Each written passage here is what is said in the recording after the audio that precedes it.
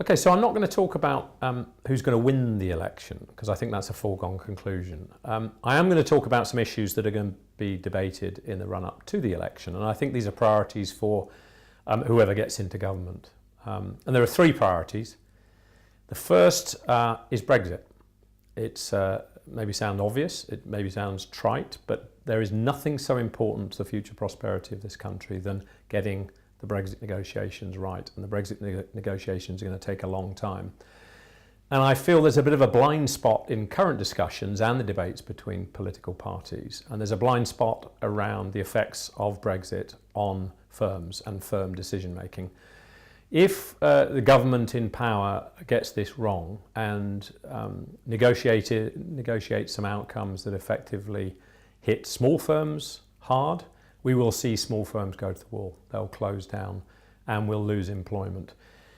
If they get these negotiations wrong regarding taxes, tariffs, labour mobility, and large firms are hit badly, then some large firms in some sectors will move functions and activities out of the country. So we'll lose investment, and again, we'll lose employment. So Brexit is being talked about all over, but we've focused a lot on the politics and not enough on the impacts on different kinds of firms, and the government in power needs to pay attention to that. The second priority is for the government in power to take the regional devolution agenda really, really seriously. We've had a very useful progressive development towards taking regions and investment in regions seriously in recent political dialogues.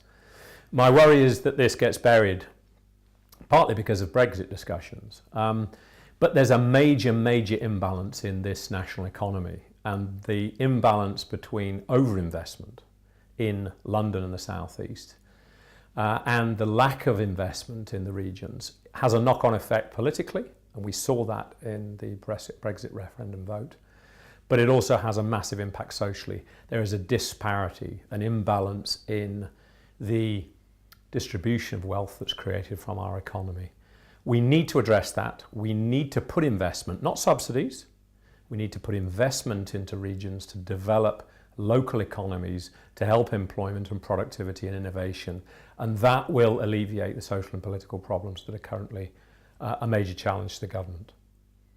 And then thirdly, I think related to both of these, we really need a government that is not just strong and stable, but I think consistent, and consistent in its set of policies over a longer period of time than a single parliament. The major dilemma we've got at the moment is that governments are in a competition with each other, with other parties, where they're involved in trying to increase the volume of initiatives, the amount of ribbon cutting and glory projects that are involved in. We do not have enough consistency over long-term policies to work on things like innovation, productivity, growth, and the regional imbalance. So we have an opportunity with the concentration of power in a single party to really focus on long-term consistent policies around things like the industrial strategy. And my view is the government should focus their attention on those three things.